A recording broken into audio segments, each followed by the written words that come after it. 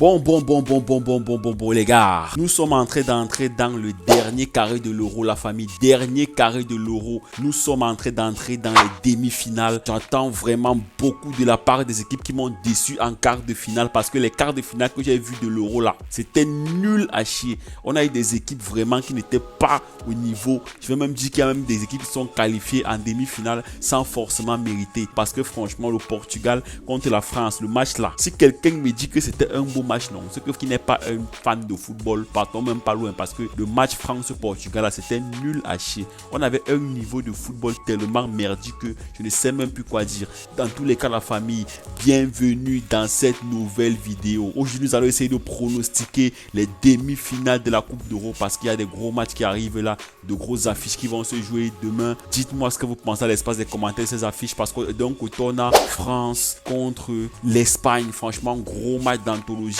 De l'autre côté, on a Angleterre, Pays-Bas. Ça va être aussi un gros match parce que le niveau de jeu que l'Angleterre m'a montré là, c'est nul à chier. Avant de cracher sur les Français, je vais aussi cracher sur les Anglais parce que franchement, cette Coupe d'Europe est ennuyante. C'est très ennuyeux. Je ne sais même pas, je suis en train de parler de bon français. Donc, il faudrait vraiment que cette demi-finale commence à nous satisfaire parce que ce qu'on a vu en quart de finale là, on va commencer à citer. La France, c'est pas le visage que nous on connaît. C'est pas la France qui a remporté la Coupe du Monde ou qui a été finaliste de la dernière Coupe du Monde.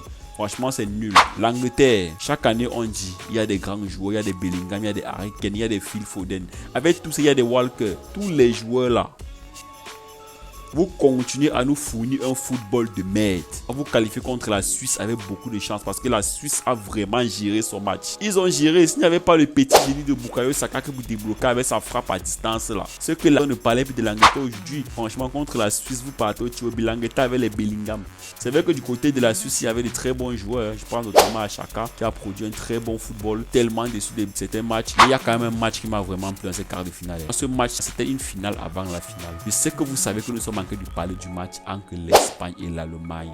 Franchement, les frérots, un Musiala monstrueux, un Pedri monstrueux, un Lamine Yamal monstrueux, un Nico Williams monstrueux. Franchement, ce match était un match à regarder. Si vous n'avez pas regardé le match Espagne-Allemagne, franchement, frérot, allez vous asseoir devant votre écran, vous regardez. Parce que moi, je suis presque persuadé que c'était le meilleur match de cette Coupe d'Europe. Il y a eu tellement d'intensité, tellement d'occasions de part et d'autre. Deux équipes qui ne voulaient pas se laisser faire. Ça allait tellement vite des deux côtés. Quand l'Allemagne attaque là-bas, l'Espagne réagit là-bas. Les Allemands vraiment en état éliminé, ils sortent la tête haute. Plus même que l'équipe de France qui est actuellement en demi-finale sans forcément avoir un visage séduisant. Quand tu vois des joueurs comme Kylian Mbappé qui passent son temps à trouver des excuses, ouais, je suis pas à mon meilleur niveau, mais n'empêche qu'on est qualifié, le plus important c'est qu'on avance. Mais frérot, au bout d'un moment, ça va cracher parce que l'Espagne que je vois là, à part si vous me fournissez un match ennuyeux, parce que vous êtes ancien l'impression que c'est le football italien que vous êtes déjà en train de jouer.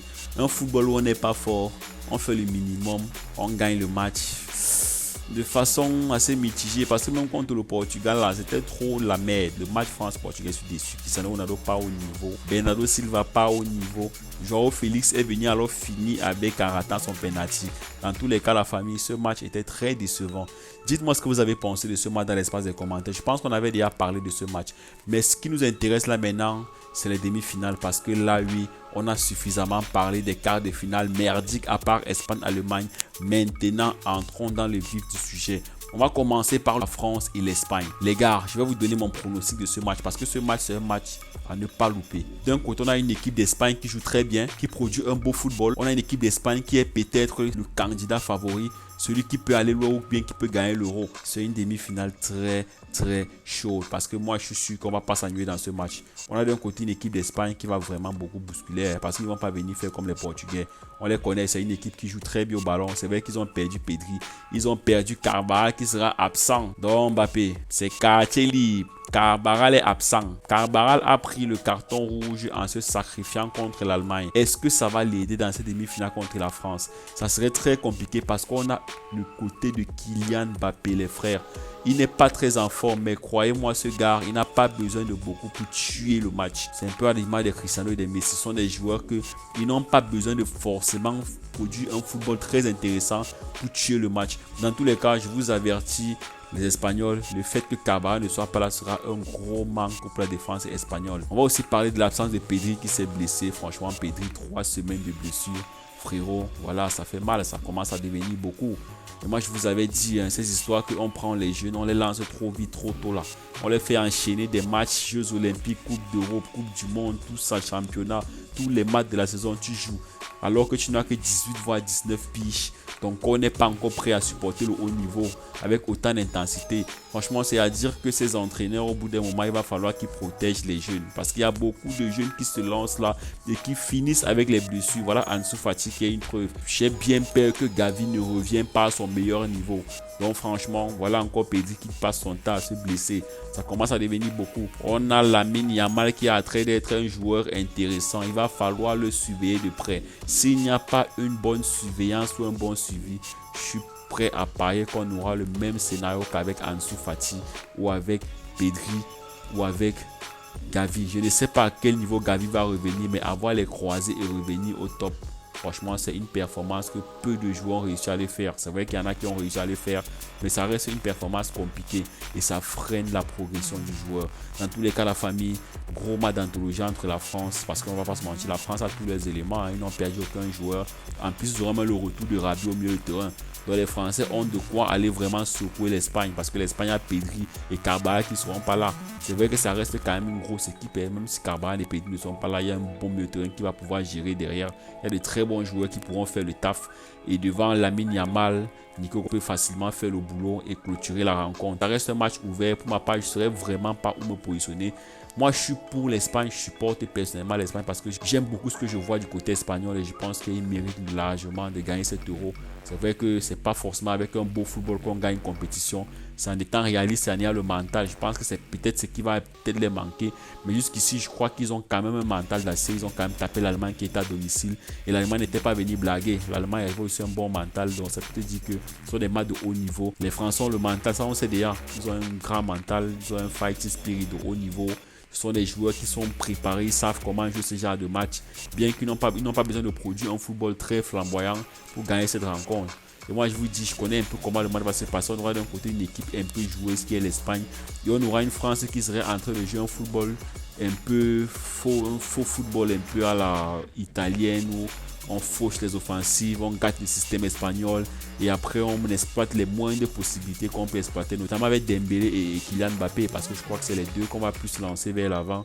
Il y a peut-être l'entrée de Barcola qui va suivre derrière pour continuer à accélérer le jeu. Je ne pense pas que Griezmann va jouer ce match parce que Rabiot sera de retour.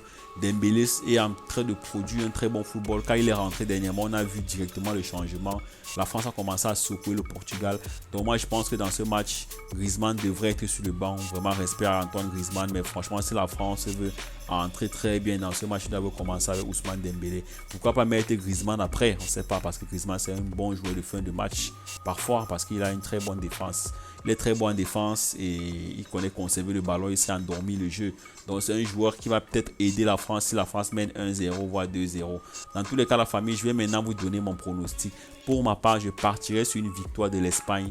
On va dire 2-1 parce que je crois que la France a les ressources pour marquer au moins un but. Voire même pourquoi pas 2 buts. Donc je partirai sur une victoire de l'Espagne 2-1. Je sais que l'Espagne c'est une équipe qui joue très bien au football. Il n'est pas très adroit au goal. Le match serait très ouvert. Ça risque aussi d'être très fermé parce que comme je vous ai dit, la France aura un système qui va peut-être casser les lignes espagnoles et ils vont pouvoir exploiter les offensives avec notamment Kylian Mbappé qui n'a pas encore marqué un but dans le jeu. Donc c'est peut-être le moment pour toi. Arrête de nous sortir des excuses comme quoi ouais je suis pas mon meilleur niveau mais l'essentiel c'est que l'équipe avance. Frérot, on n'a pas besoin de ça. Tu es encore en course pour le ballon d'or. Vinicius a été éliminé l'autre jour contre l'Uruguay. Bellingham qui est en course avec toi pour le ballon d'or. Donc franchement frérot, si tu n'essayes pas d'exploiter cette saison, ça va être très compliqué pour toi. Parce que tu pars au Real où il y a des Hendrick, où il y a des Rodrigo, où il y a des Vinicius, où il y a encore des Bellingham. Donc une équipe qui a même 4 joueurs qui postulent au ballon d'or, tu peux encore t'aligner là-bas. Donc cette chance, franchement, je pense que si Kylian Mbappé prend l'euro, il y a de fortes chances qu'il gagne le ballon d'or parce que le joueur qui était vraiment dangereux pour lui, même comme il y en a encore un qui est encore bien dangereux pour lui, il y avait Vinicius qui a été éliminé du côté de la Copa América, qui reste un adversaire dangereux et redoutable pour lui. Maintenant, il reste Bellingham qu'il faut battre. Forcément, je pense que si la France passe, ça risque d'être une finale France-Angleterre. Mais je reste sur la position du fait que l'Espagne devrait jouer la finale. Voilà, dans tous les cas, la famille, nous allons maintenant parler de la deuxième demi-finale. Deuxième demi-finale qui va opposer l'Angleterre aux Pays-Bas. Normalement, logiquement, sur le papier, quand vous comprenez Angleterre-Pays-Bas, nous sommes tous d'accord que c'est l'Angleterre qui est favori parce que le Pays-Bas, certes, reste une grande nation de football.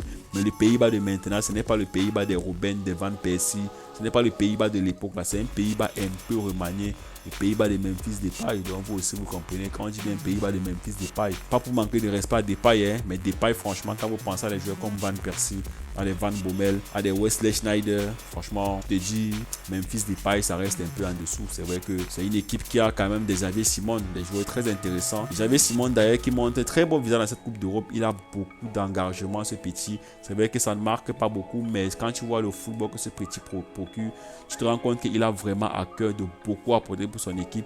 Je pense que le Pays-Bas va être l'équipe qui va vraiment beaucoup menacer l'Angleterre parce que c'est une équipe qui a un bon ADN football. Ils savent jouer au ballon, ils sont sûrs de leur force, ils savent quoi faire et ils sont aussi un peu arrogants. C'est pas une équipe qui va venir regarder là et se dire ouais on affronte l'Angleterre, on va faire pour bloc bas. Non, jamais. Ils vont venir jouer leur football. C'est une équipe qui joue au football.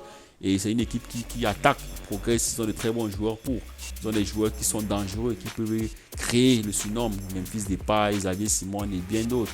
Dans tous les cas, la famille, ça va rester un match très ouvert. Mais pour ma part, je partirai avec l'Angleterre favori. Bien que l'Angleterre n'a pas encore montré un visage de type Angleterre, grande nation de football. Parce que là, on va pas se mentir. Quand je pense encore au match Pays-Bas-Turquie, on a eu un côté la Turquie qui a beaucoup secoué les Pays-Bas. Mais malgré ça, malgré que les Pays-Bas étaient menés, ils ont pu revenir au score. Et à la fin, ils ont pu marquer même le but de la victoire. Ils n'ont pas joué de prolongation, voire des tirs au but. On va dire que c'est peut-être même la seule nation qui jusqu'à présent n'a pas encore allé au tir au but. Ça reste un grand classique européen, Pays-Bas-Angleterre. Seulement quand tu entends ces deux confrontations, tu comprends déjà que ce n'est pas le quartier, ça va jouer dur, ça va jouer fort. Une équipe qui a de bons joueurs, mais qui dans le jeu n'est pas très flamboyant. Moi, je partirais sur une victoire de l'Angleterre, 1-0. Parce que oui, là, le Pays-Bas, ça joue bien, mais c'est compliqué pour que ça marque. On va pas se mentir, ils n'ont pas de très grands avant-centres. Pas peut-être Memphis Depay ou vous avez Simon. Mais on sait très bien que Memphis Depay, c'est un attaquant moyen. Donc, ça ne serait pas évident pour Depay de marquer un but à la défense de l'Angleterre. C'est une défense très, très solide parce que mine de rien, bien que les Anglais pour un bon football, ils ont quand même une défense assez solide. C'est une défense qui est difficile à battre. Xavier Simon, ça va être très compliqué dans ce match, mais je pense qu'il peut quand même créer la surprise. Pourquoi pas être le héros des Pays-Bas dans ce match? Dans tous les cas, ça reste un match ouvert, hein?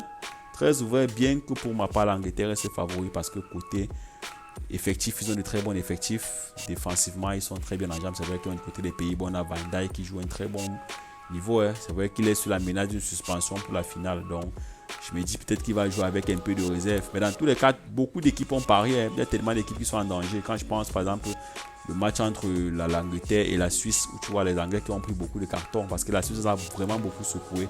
Ça reste des matchs très compliqués. Je ne sais pas s'il y a une règle qui dit qu'après les demi-finales, on annule les cartons pour la finale. Il va falloir être prudent dans ce match. Beaucoup de prudence. Je partirai, comme je vous l'ai dit, avec une victoire de l'Angleterre 1-0. Mais ça reste ouvert, comme je vous l'ai dit. Je vous ai donné les avantages de chaque équipe et les inconvénients de chaque équipe. C'est à vous de juger selon vous qui peut facilement gagner la rencontre.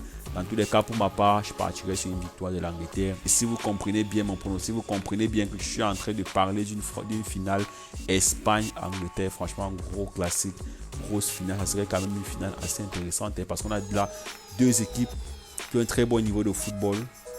On a plus une équipe qui mérite par rapport à ce qu'ils ont proposé, un collectif huilé. Franchement, l'Espagne, c'est la seule équipe qui me montre vraiment un visage de type Coupe d'Europe parmi les gros. Hein.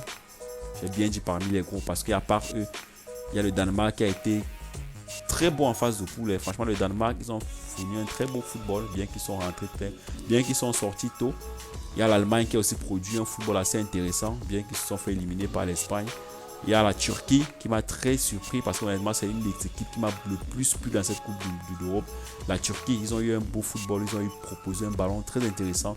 J'ai beaucoup aimé ce qu'ils ont proposé. Franchement, honnêtement, la Turquie, pour moi, c'est l'équipe qui m'a vraiment le plus séduit. Hein. C'est vrai que ça, c'est pas une grosse équipe sur le papier.